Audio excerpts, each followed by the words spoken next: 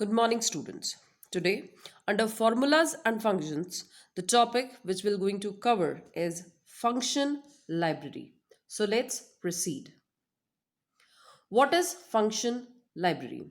There are many functions in Excel. It is not possible to remember each and every function. So, Excel clubbed all in the functions in function library group of formula tab. Here, functions are divided into categories, for example, math centric, statistical, etc. That is, it is beyond the capacity of a person to remember the name and the functionality of each and every function.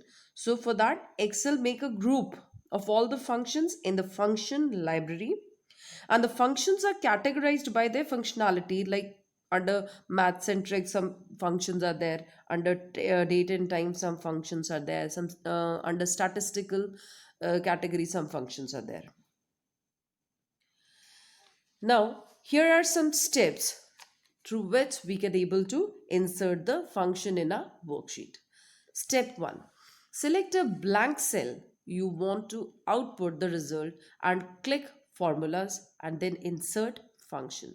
So you just have to click on a blank cell, then select formula from the tab and then select insert function.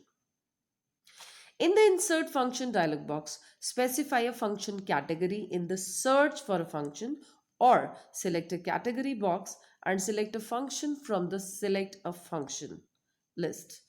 In this example, we select the sum from the sum function. Now insert function dialog box. Here we can type search for a function.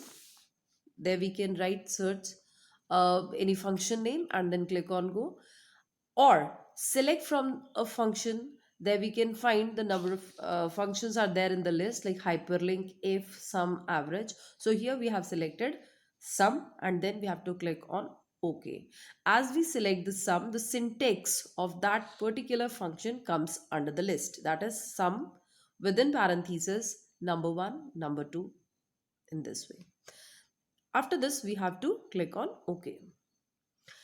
In the function argument dialog box, select the number or the number range into the number 1 text box. If you have multiple number ranges, you can go on to the select them in number 2, number 3 text boxes one by one. As we know that arguments are the input values to the function upon which calculations are performed to find out the final result. So for that, here in number 1, we have to put that argument here, like that range, particular range over there. In number 2 and number 3, if we are having any reference or any other, uh, then we can able to write in that. Otherwise, number 1 is also sufficient for the same. As soon as we enter to the right side, you can see what kind of value it is there. Let's take example of A1 to D7. So here 48, 44, 48, 47, these are the values which are there in that particular cell. We have to add these values so you can see the result in the red cell, that is 3574. Add all the numbers in a range of cell. Here this function adds all the numbers which are there in the range. Then we have to click on OK. If you do not need the result to be the output, you can view the result in the function argument dialog box. There, here we can able to see that result in red cell. Then click cancel to close the dialog box. If you need, you can click OK to put out the result to the cell. If we want our result to be there in the cell, so we can click on OK. And if we are satisfied with the result, we just want to see the result, in that case, we have to press cancel.